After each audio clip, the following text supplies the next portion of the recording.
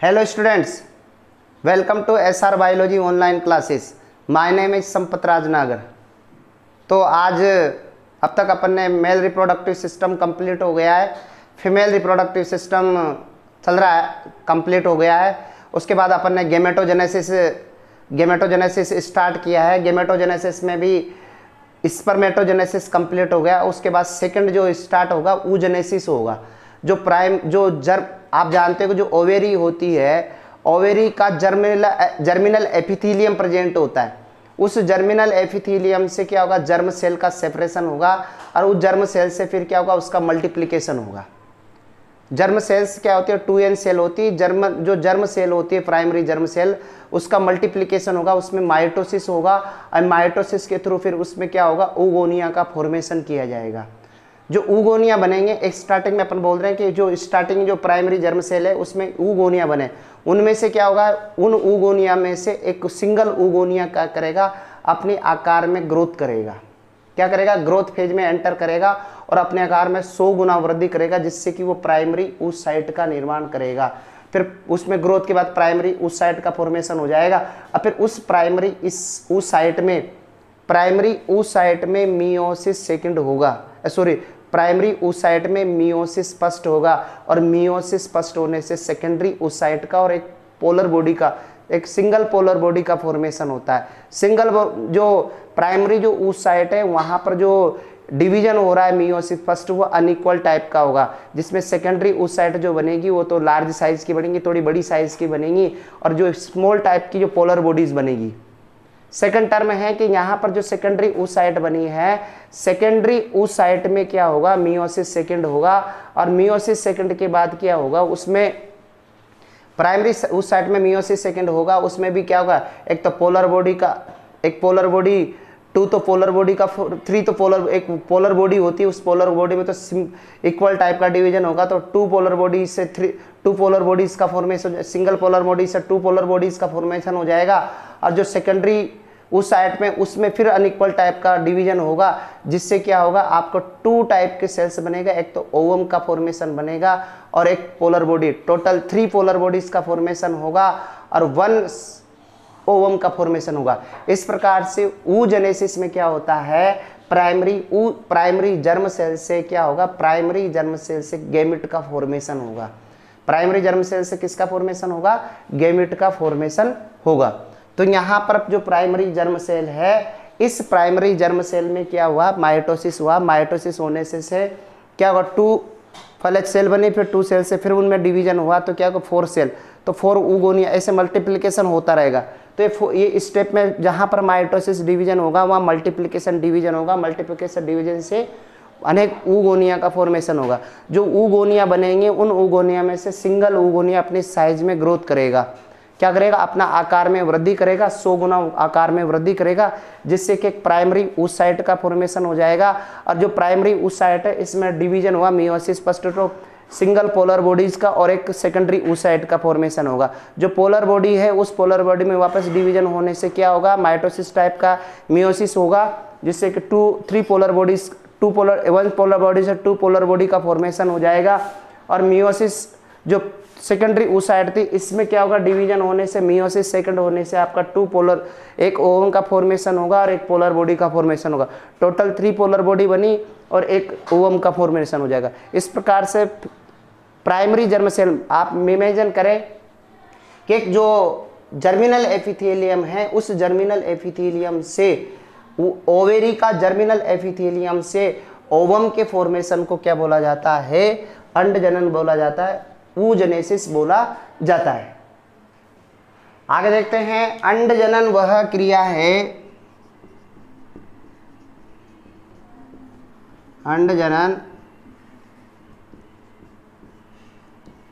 अंडजनन वह क्रिया है जिसमें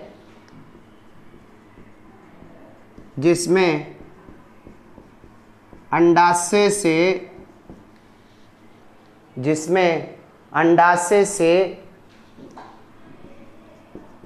अंडाणु का निर्माण, अंडाशय से अंडाणु का निर्माण अंडाशय से अंडाणु का निर्माण होता है और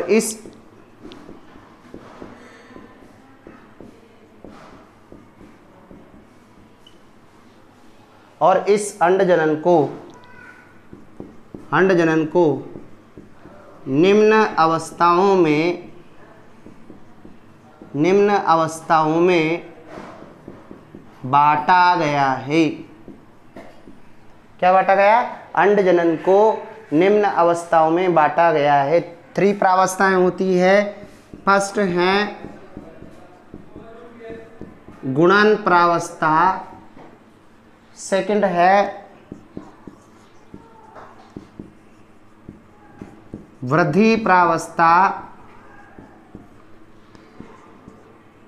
और थर्ड है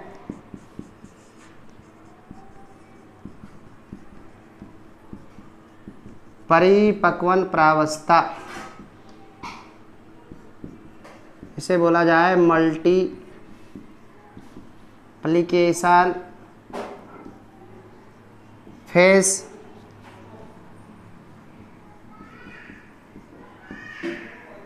ग्रोथ फेज, मैचुरेशन। 3 फेज हैं, तो यहां पर अपन 3 फेज का स्टडी करते हैं। आगे देखते हैं फर्स्ट प्रावस्था।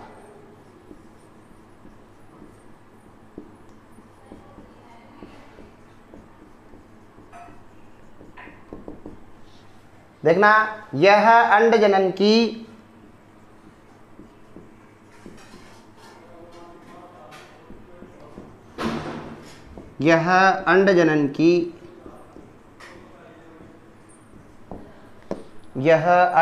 की प्रथम अवस्था है और इसमें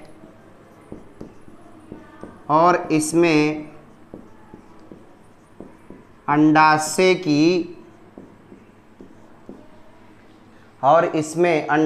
की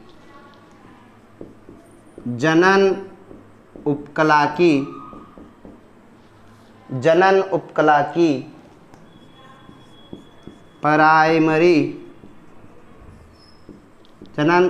की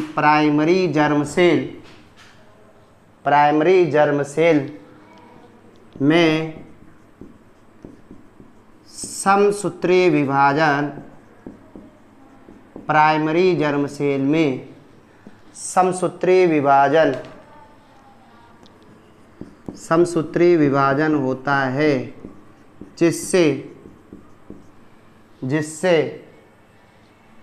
इनकी संख्या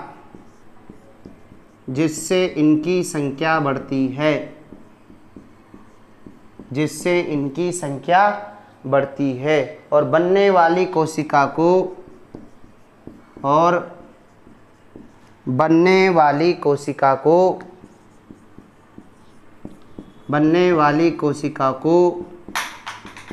ऊगोनिया कहते हैं। बनने वाली कोशिका को क्या बोला जाता है? ऊगोनिया कहते हैं। क्या बोला जाता है? बनने वाली जो भी कोशिका होगी उसको क्या बोला जाएगा? ऊगोनिया कहते हैं। सेकंड पॉइंट स्टार्ट होता है वृद्धि प्रावस्था। कौन सी प्रावस्था? वृद्धि प्रावस्था।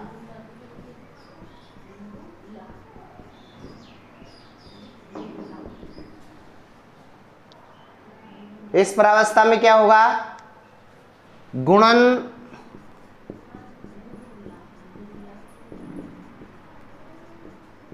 प्रावस्था में बनने वाली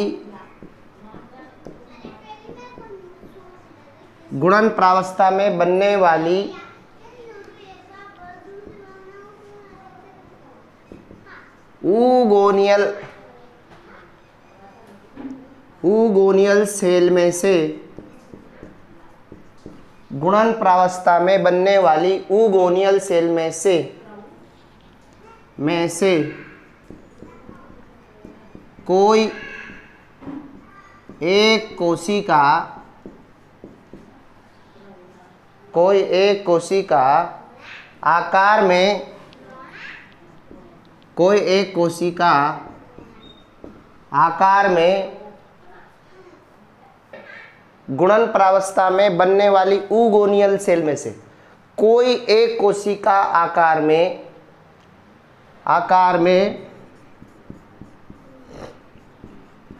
100 गुना वृद्धि करती है। कितना वृद्धि करती है? 100 गुना वृद्धि करती है। और वृद्धि करने के पश्चात, और वृद्धि करने के पश्चात, वृद्धि करने के पश्चात इस कोशिका को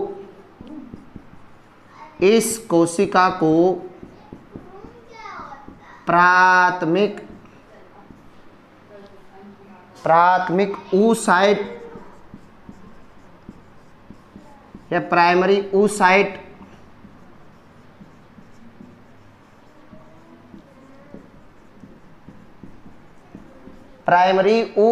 कहते हैं। और शेष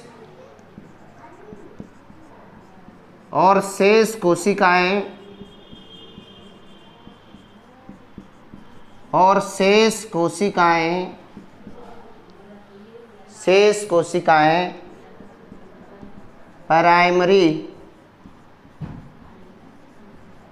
oocyte के, शेष कोशिकाएं प्राइमरी oocyte के चारों ओर, प्राइमरी oocyte के चारों ओर व्यवस्थित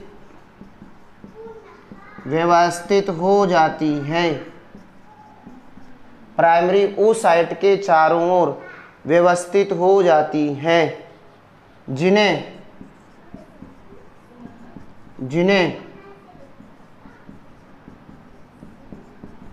पुटक कोशिकाएं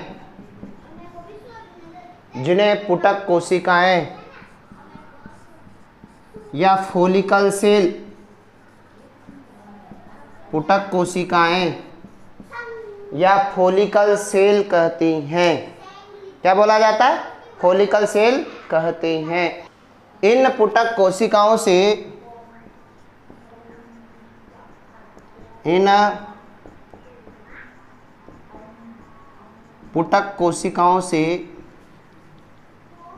भविष्य में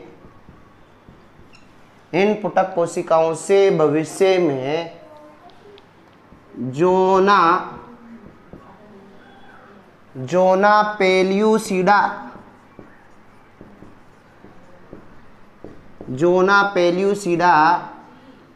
व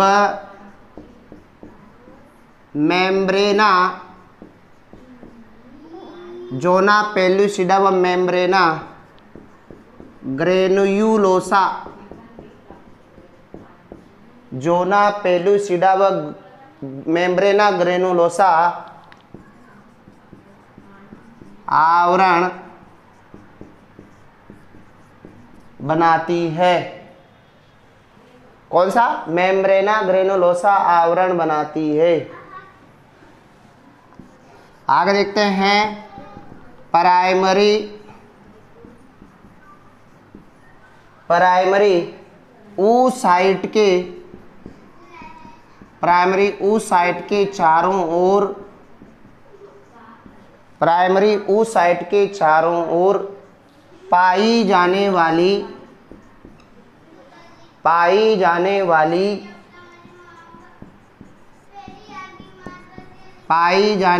कोशिकाएं, प्राइमरी oocyte के चारों ओर पाई जाने वाली कोशिकाएं प्राइमरी oocyte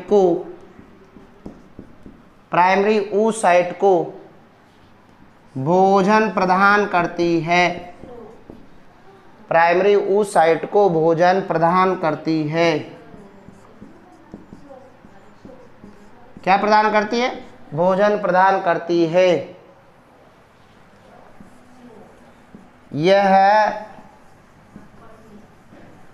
वृद्धि प्रावस्था, यह वृद्धि प्रावस्था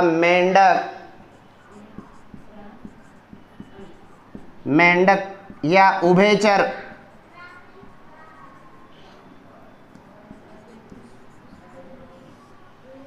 उभयचर में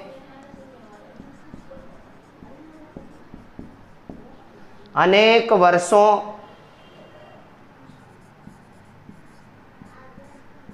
वर्षों तक चलती है। अनेक वर्षों तक चलती है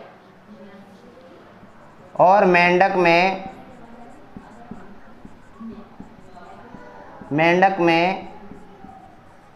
1000 गुना तक वृद्धि होती है। 1000 गुना तक क्या होती है? वृद्धि होती है। इस वृद्धि प्रावस्था में क्या क्या चेंजेज होते हैं?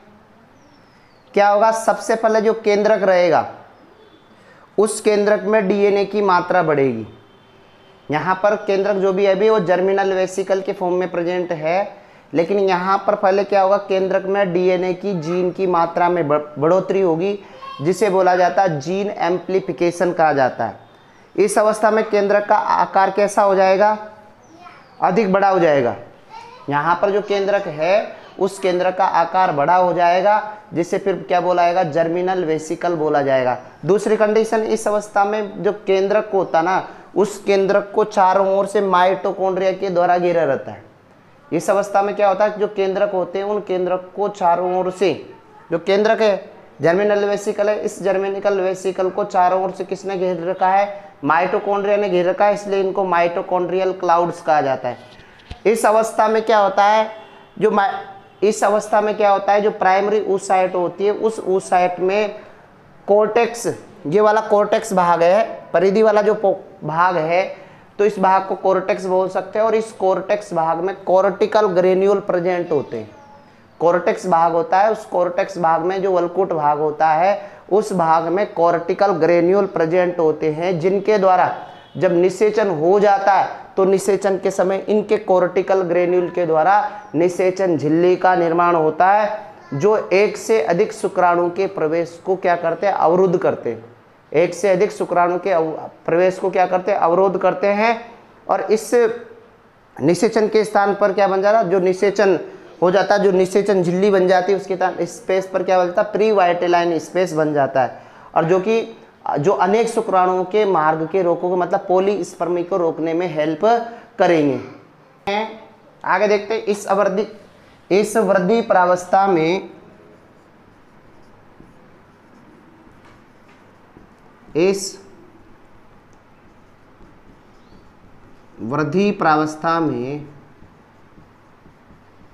निम्न परिवर्तन होते हैं। इस वृद्धि प्रावस्था में क्या होता है? निम्न परिवर्तन होता है। सबसे पहले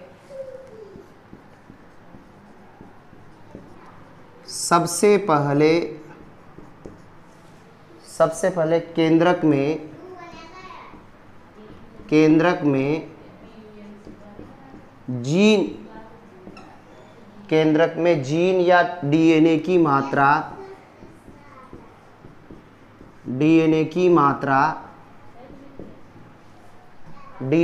मात्रा बढ़ती है। क्या बढ़ता है? सबसे पहले केंद्रक में जीन या डीएनए की मात्रा बढ़ती है।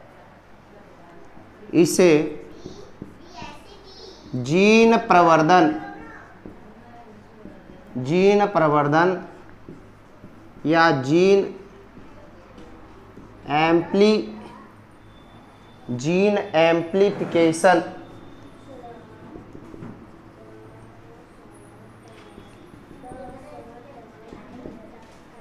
जीन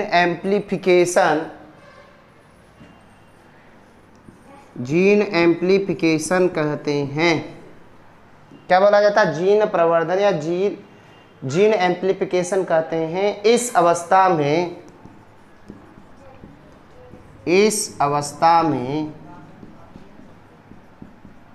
केंद्रक का आकार, इस अवस्था में केंद्रक का आकार बहुत अधिक,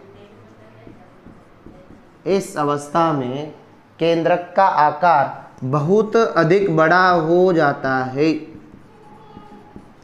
बहुत अधिक बड़ा हो जाता है, बहुत अधिक बड़ा हो जाता है, जिसे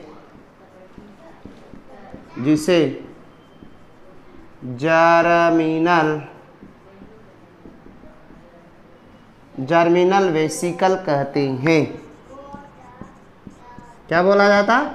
जर्मिनल वेसिकल कहा जाता है। अगला टर्म है इस वृद्धि अवस्था में, इस वृद्धि अवस्था में माइटोकॉन्ड्रिया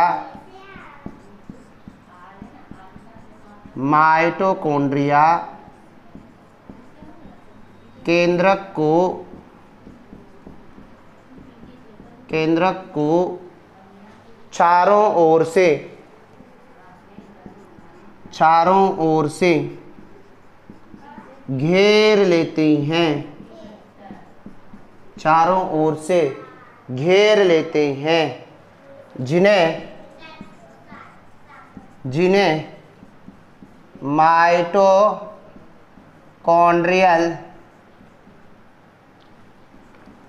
माइटोकॉन्ड्रियल क्लाउड्स कहते हैं। क्या बोला जाता है? माइटोकॉन्ड्रियल क्लाउड्स कहा जाता है। क्या बोला जाएगा? माइटोकॉन्ड्रियल क्लाउड्स कहा जाएगा। इस अवस्था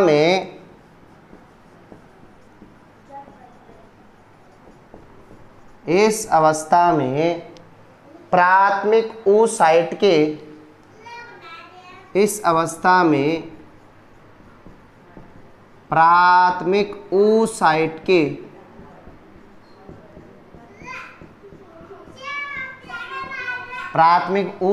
के कोर्टेक्स में कॉर्टिकल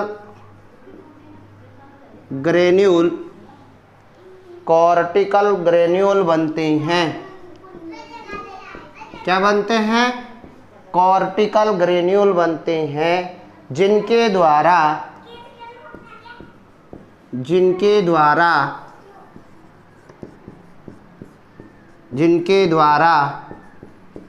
निषेचन के समय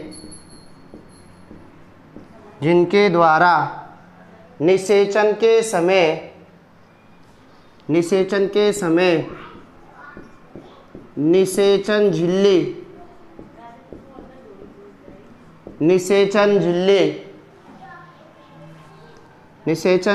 बनती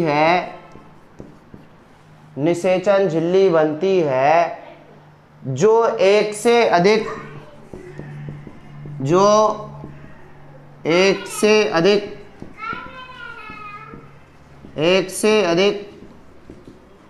शुक्राणु के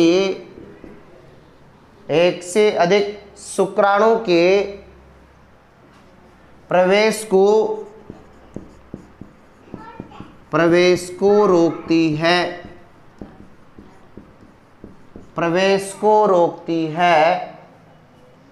इस निषेचन झिल्ली के स्थान पर एक से अधिक शुक्राणु के प्रवेश को रोकती है। इस निषेचन झिल्ली के स्थान पर इस निषेचन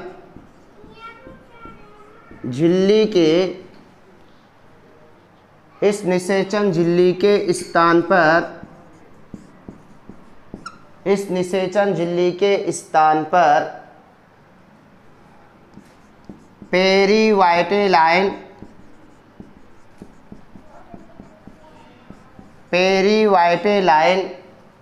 स्पेस भी बनता है। पेरीवाइटेलाइन स्पेस भी बनता है।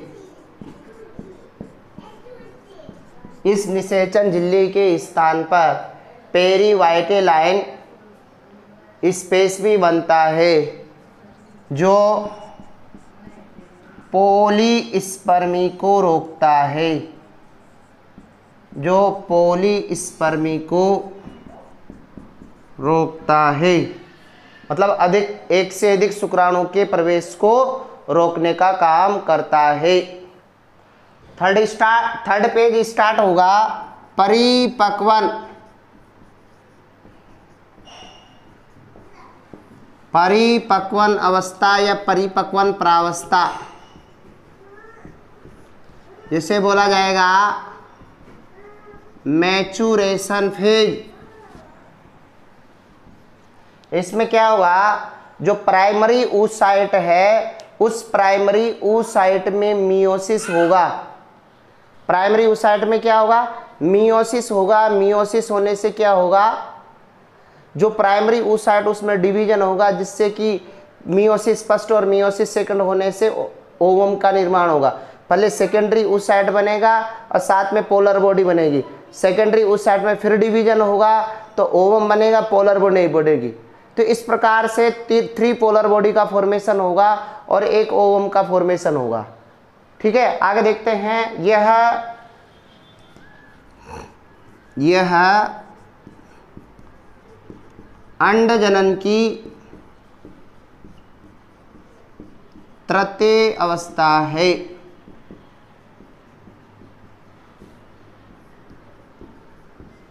यह अंडजनन की तृतीय अवस्था है और इस अवस्था में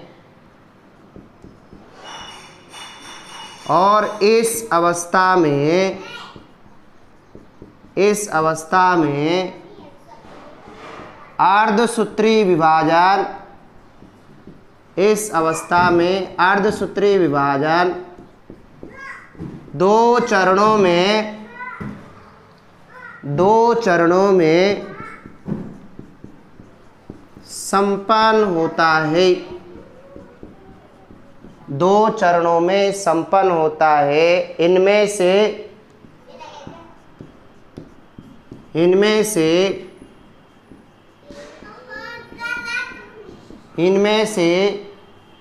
मियोसिस फर्स्ट न्यूनकारी व असमान होता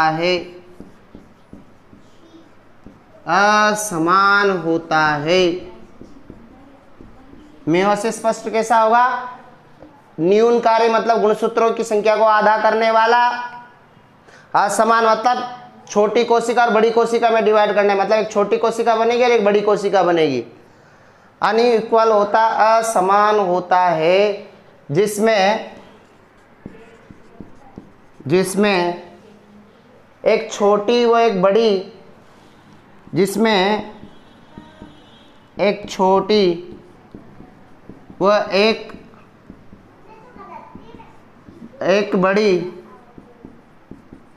अगुणित कोशिका बनती है। एक छोटी व एक बड़ी अगुणित कोशिका बनती है। एक छोटी व एक बड़ी अगुणित कोशिका बनती है। इनमें से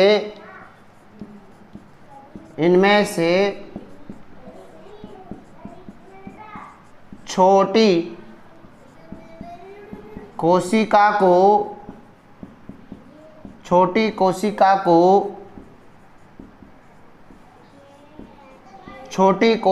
को ध्रुवीय काय या पोलर बॉडी कहते हैं। और बड़ी कोशिका को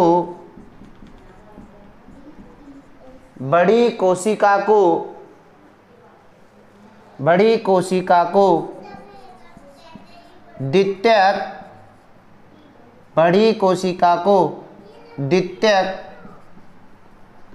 oocyte, बड़ी कोशिका को द्वितीयक oocyte द्वितीयक oocyte कहते हैं। बड़ी कोशिका को क्या बोला जाएगा? द्वितीयक oocyte कहते हैं। आगे होता है इसके पश्चात मियोसिस फर्स्ट के पश्चात, इसके पश्चात मियोसिस सेकेंड, अर्धसूत्री विभाजन सेकेंड,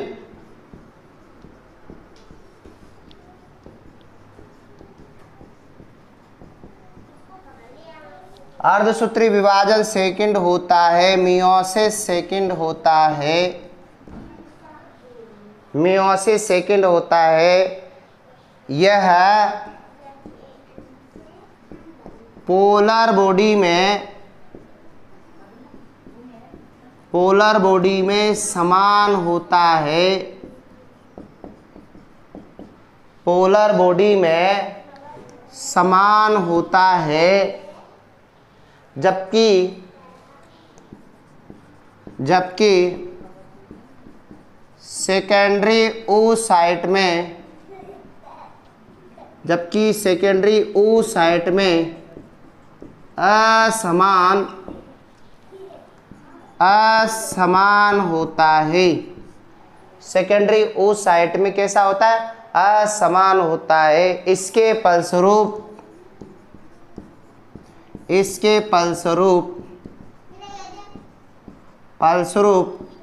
एक बड़ा अंडाणु, इसके फलस्वरूप एक बड़ा अंडाणु या ओवम बनता है, एक ओवम बनता है और तीन पोलर बॉडी बनती है, तीन पोलर बॉडी बनती है। कितनी पोलर बॉडी बनती है? तीन पोलर बॉडी बनती है, जो छोटी होती हैं। पोलर बॉडी कैसी होती है? छोटी होती है। इस प्रकार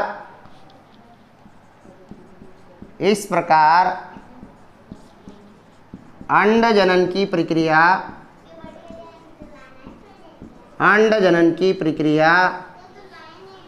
संपन्न होती है। इस प्रकार अंडजनन की प्रक्रिया संपन्न होती है और अंडाणु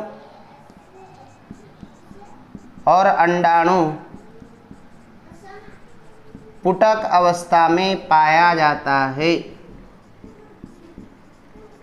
अंडाणु पुटक अवस्था में पाया जाता है,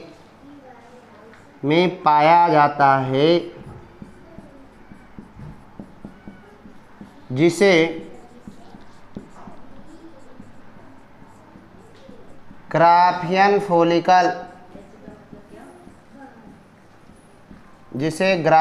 फॉलिकल कहते हैं। क्या बोला जाता है? ग्राफियन फॉलिकल कहते हैं। इक्वेशन सोल्व करते हैं।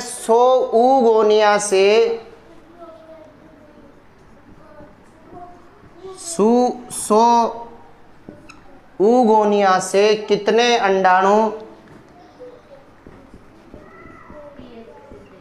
अंडाणु व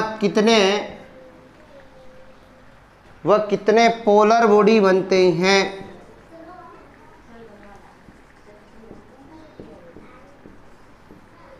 कितने पोलर बॉडी बनते हैं? क्या आंसर होगा?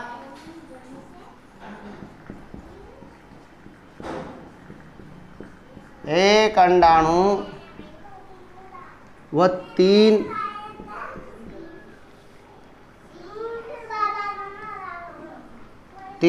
पोलर बॉडी बनती है। क्योंकि ध्यान में रखना, जितने oogonia बनेंगे ना, उनमें से केवल एक ही oogonia एंटर करेगा वृद्धि प्रावस्था में, और वृद्धि प्रावस्था में जो प्रवेश करता है उसमें मियोसिस फर्स्ट और सेकंड होता है, जिसके फलस्वरूप एक अंडाणु बनता है और तीन पोलर बॉडी का निर्माण होता है। अगला क्वेश्चन है, so primary oocyte, so primary oocyte cell से, oocyte सेल से कितने अंडाणु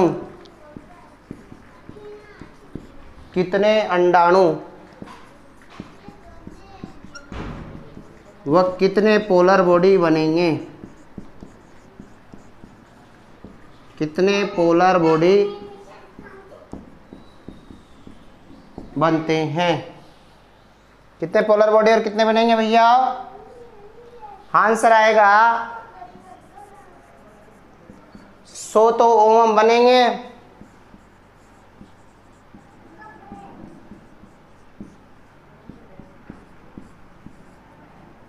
और 300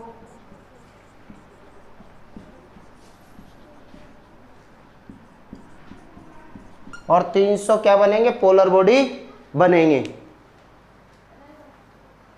अगला क्वेश्चन देखते हैं कि शुक्र जनन व अंड जनन में क्या अंतर है और शुक्र जनन और अंड जनन में क्या समानताएं होती है।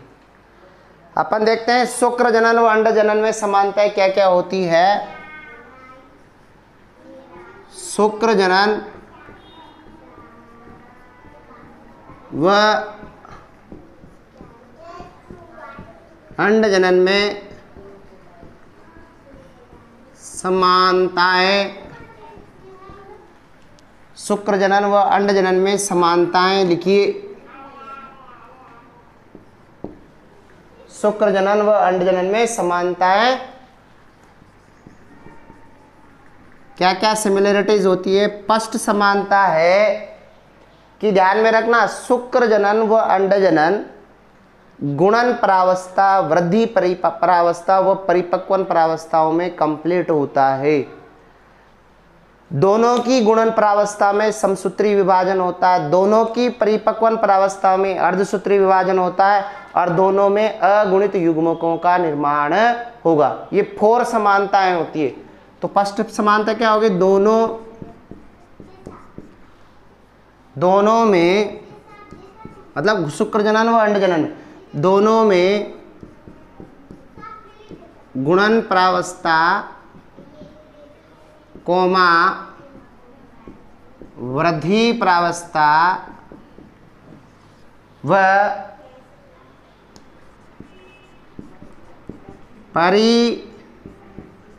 परिपक्वन प्रावस्था पाई जाती है। मतलब तीनों प्रावस्थाएं पाई जाएगी। सेकंड है, दोनों की गुणन प्रावस्था में समसूत्रीय विभाजन, दोनों की गुणन प्रावस्था में समसूत्रीय विभाजन होता है। कौन सा विभाजन होता है? समसूत्रीय विभाजन होगा। दोनों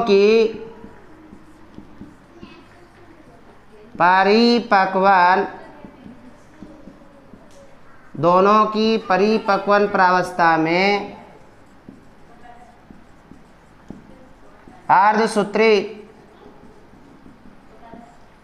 अर्धसूत्री या मियोसिस विभाजन होता है।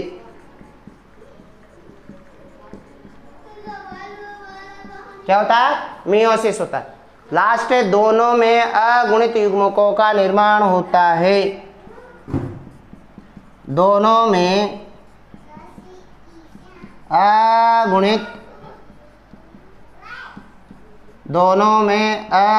युग्मकों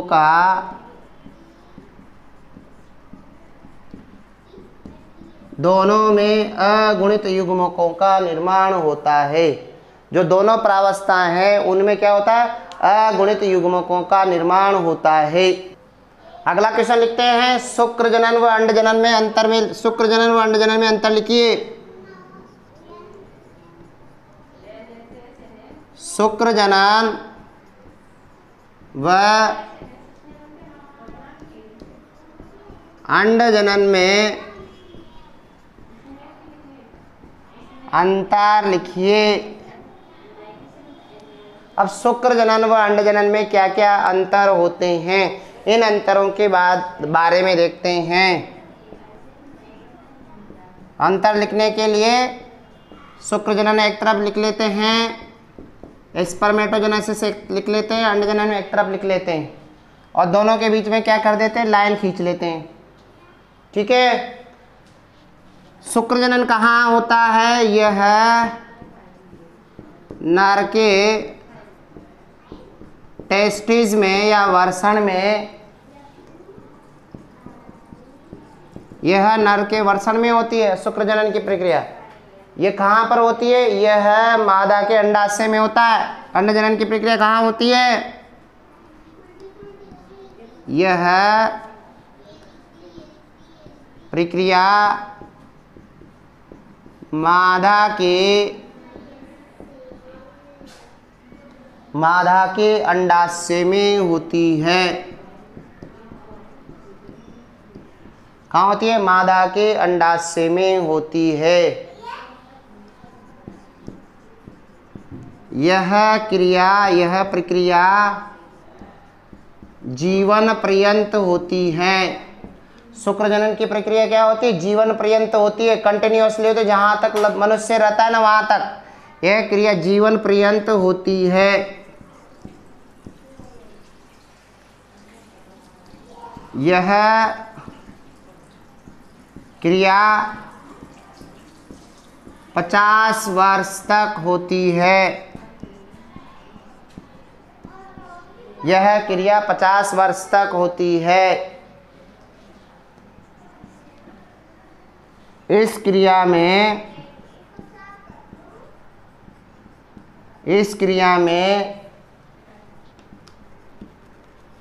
सभी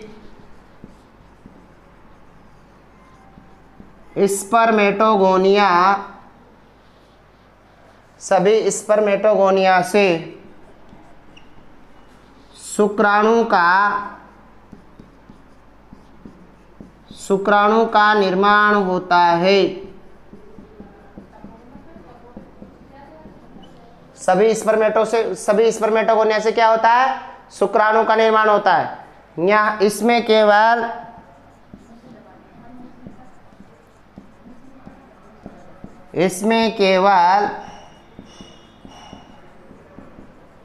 एक ऊगोनिया से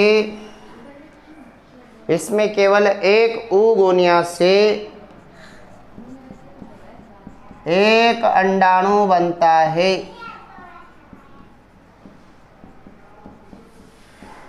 एक ऊगोनिया से क्या बनता है, एक अंडाणु बनता है। अगला अंतर है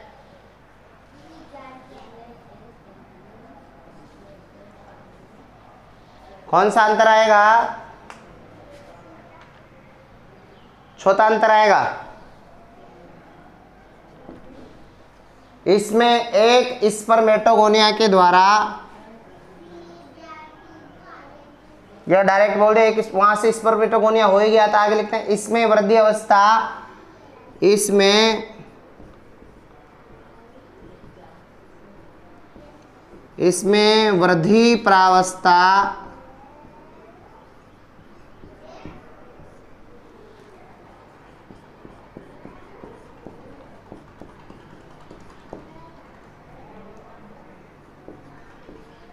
वृद्धि प्रावस्था बहुत छोटी होती है। इसमें वृद्धि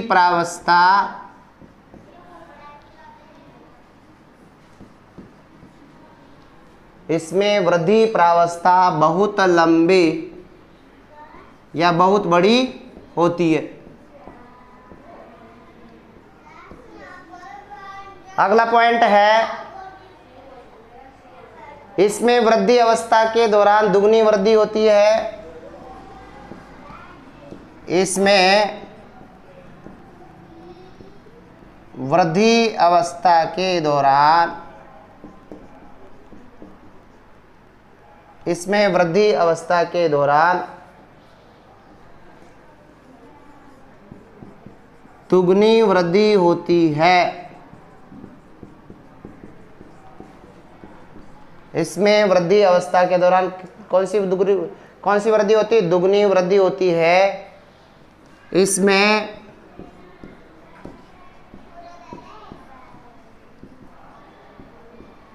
वृद्धि अवस्था के दौरान 100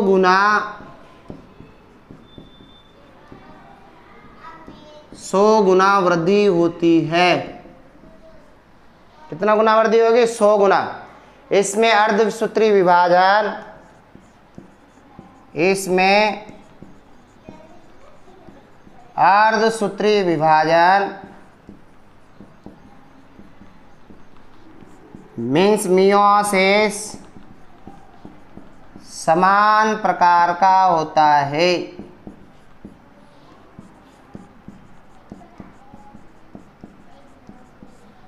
और इसमें अर्धसूत्री विभाजन कैसा होता है? समान और असमान दोनों प्रकार का होता है। इसमें अर्धसूत्री विभाजन समान व असमान प्रकार का, इसमें जो अर्धसूत्री विभाजन होगा वह समान व असमान प्रकार का होगा। यहाँ पर क्या होगा? इसमें शुक्र जनन के दौरान क्या होगा? इसमें शुक्र जनन के दौरान क्या होगी? शुक्र कायांतरण की क्रिया होगी। इसमें शुक्र कायांतरण की क्रिया होती है।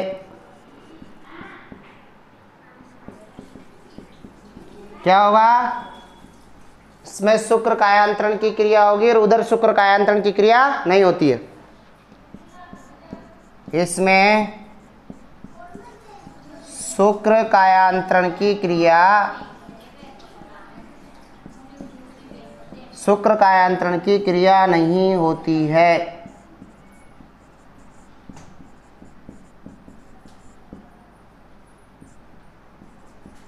शुक्र कायांतरण की क्रिया नहीं होती है।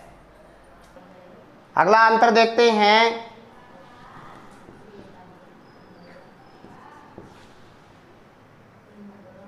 इसमें बनने वाले शुक्राणु के बाहर, इसमें बनने वाले शुक्राणु के बाहर, शुक्राणु के बाहर कोई आवरण नहीं पाया जाता है। इसमें बनने वाले शुक्राणु के बाहर कोई आवरण नहीं पाया जाता है। इसमें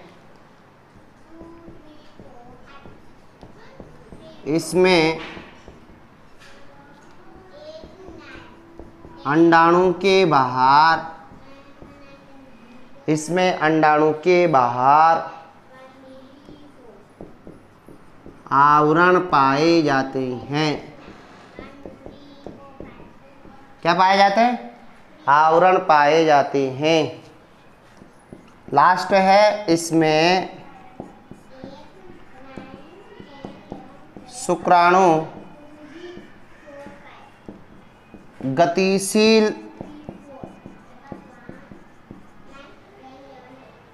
होते, या इसमें बनने वाले शुक्राणु कैसे होते?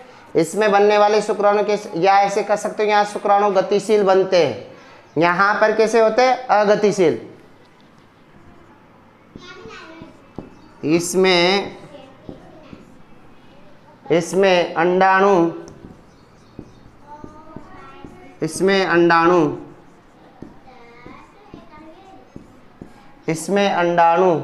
गतिहीन बनते हैं या गतिहीन होते हैं। तो इस प्रकार आज का वीडियो में अंडजनन का स्टेप कंप्लीट हुआ और अंडजनन से रिलेटेड अंडजनन और शुक्रजनन से रिलेटेड समानताएं कंप्लीट और उसमें अंतर कंप्लीट हुए। तो आज के वीडियो को लाइक कीजिए, सब्सक्राइब कीजिए और साथ में इस वीडियो को ज़्यादा से ज़्यादा शेयर कीजिए।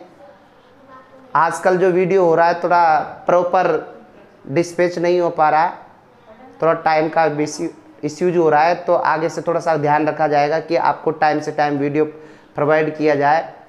जो भी गलतियां हो रही वो गलतियां नहीं की जाए आगे से थोड़ा। तो आपको बहुत बहुत धन्यवाद, थैंक यू।